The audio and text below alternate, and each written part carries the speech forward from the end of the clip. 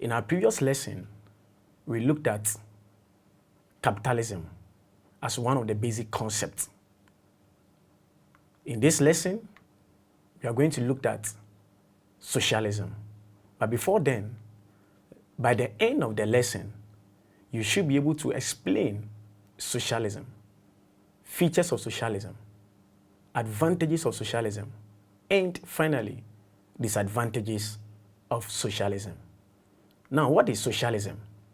Socialism is just the opposite of capitalism. So socialism is a political and economic theory. Remember, it is also political and economic theory.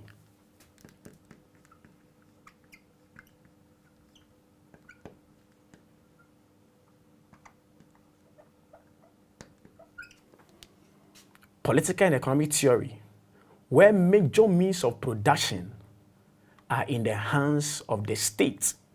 And because they're in the hands of the state, they are controlled by the state. So you see that socialism is just the opposite of capitalism. Whereas in capitalism, major means of production are in the hands of the private individual. In socialism, it's in the hands of the state. Now let's talk about the features of a socialist state or features of socialism. The first one is absence of competition. Absence of competition. Now, in a socialist state, it is a government who owns and produces everything. If not everything, major means of production. Who would the government compete with? I don't ever think somebody can compete with himself. If you're the only person doing something, how can you compete with yourself? So one of the features of socialism is that there is absence of competition. Now the next one is fair distribution of wealth. Anytime the government is in charge of something, he distributes to the people or the citizens fairly. So fair distribution. In fact, it is the reason why the government decides to embark on production so that both the poor and the rich will get access to it. So for instance, in Ghana, all secondary schools owned by the state is spread across the country so that everybody can have access. So there's fair distribution of wealth. Now the next one is the state controls the economic processes. In a pure socialist state, the state controls all the economic processes. And because the state controls it, it manages and owns it. Now, the next one is that prices are largely fixed by the state. Now, anytime the state is in control and the state is the producer, the prices are fixed. You don't bargain. It is the state that gives the price. So anytime the government is producing something, he tells you this is the price, and you go, you buy it. There's no way you bargain. And mostly, the prices are very low so that everybody can have access. Then the next one is existence of equal opportunity. In a socialist state, there is an existence of equal opportunity. Because the government is there for everybody, everybody has access to what is being provided. Now, let's look at the advantages of socialism. Advantages. Now, the first one is that it reduces inequality. In fact, this is the reason why Karl Marx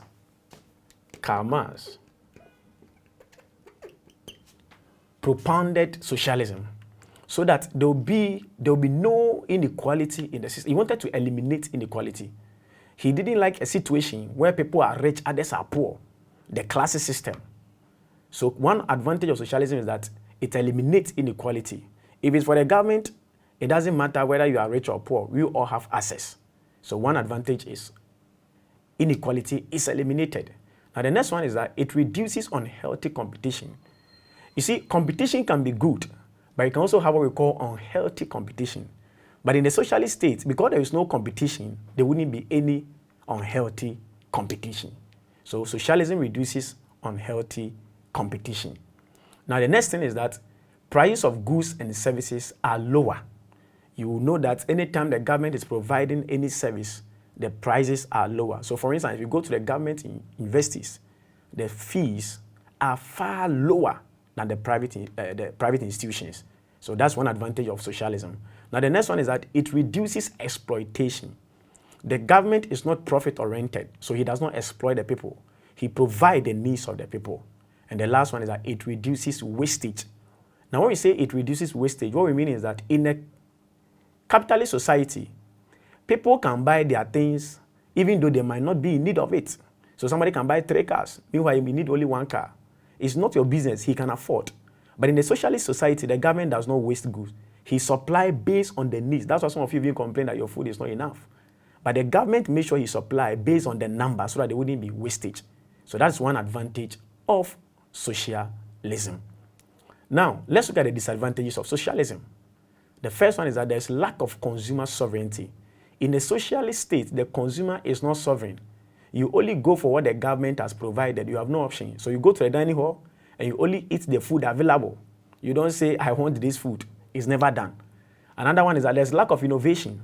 Now, most of the time when the government is the one providing for people, people are not creative enough. People are not creative because they think that the government will make it available, so they relax. So that is one disadvantage of socialism. Another one is that there's lack of economic competition. It appears the government is not competing with anybody. So people are not, for instance, if you go to a lot of public sectors, you see people relax because they think they are not competing with anybody. And at the end, they'll be paid, their salaries will be paid. But in the private sector, it's full of competition because if you don't advance, somebody will overtake you. So these are the disadvantages of socialism. Now the next one is a lack of incentive for hard work. Most of the time in a socialist state, because everybody knows that the government will provide, people don't work hard. People don't work hard. Now the last one is socialism breeds what we call dictatorship. If the government becomes the only one providing, then the tendency of the government to become a dictator is very high, where he controls everybody in the state. So these are the disadvantages of socialism. This brings us to the end of our lesson. In our next lesson, we'll be looking at basic concepts, but we'll talk about state and nation. See you next time.